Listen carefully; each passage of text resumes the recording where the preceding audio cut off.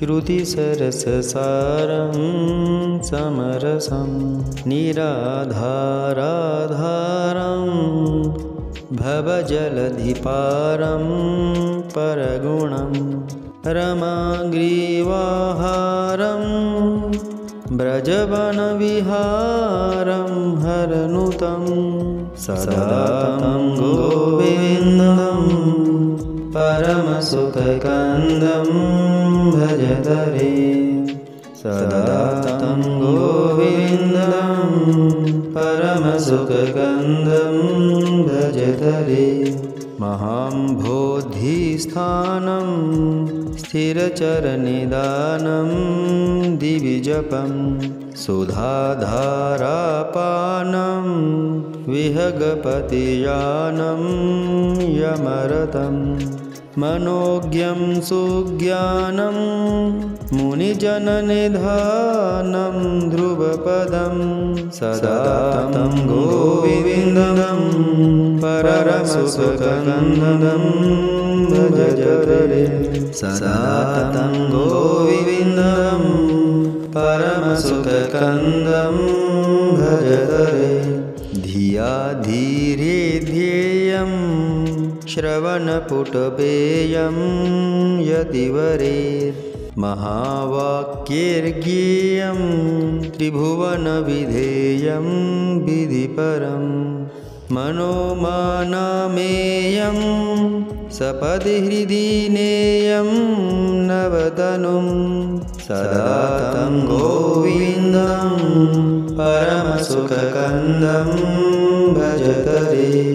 सदा तं गोविन्दं परमसुखकन्दं भजत रे। महामायाजालं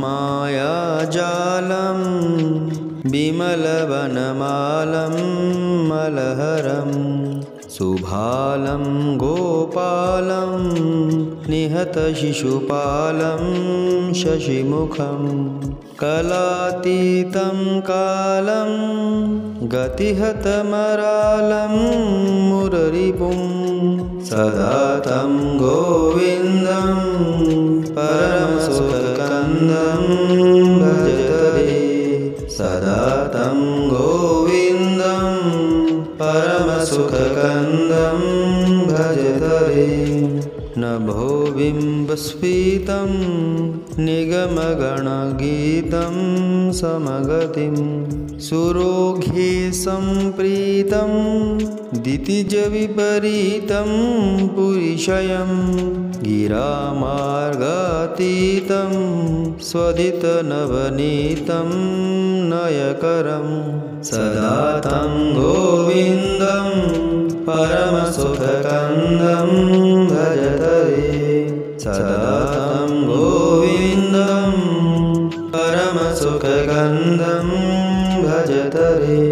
परेशं पद्मेशं शिवकमलजेशं शिवकरं द्विजेशं देवेशं तनुकुटिलकेशं कलिहरं खगेशं नागेशं निखिलभुवनेशं नगधरं सदा तं गोविन्दं परमसुखकन्दं भजत रे।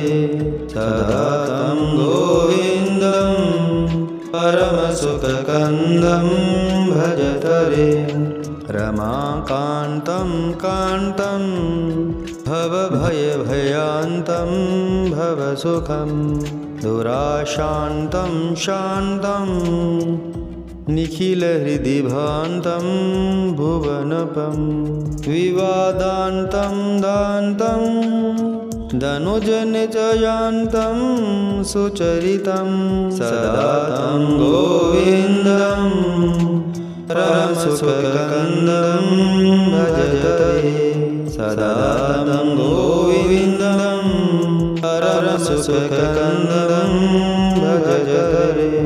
जगज्येष्ठं श्रेष्ठं सुरपतिकनिष्ठं क्रतुपतिं बलिष्ठं भूयिष्ठं त्रिभुवनवरिष्ठं वरवहं त्वनिष्ठं धर्मिष्ठं गुरुगुणगरिष्ठं गुरुवरं सदा तं गोविन्दं परमसुखकन्दं भजतरे सदा तं गोविन्दं परमसुखकन्दं भजतरे गदापाणेरेतत्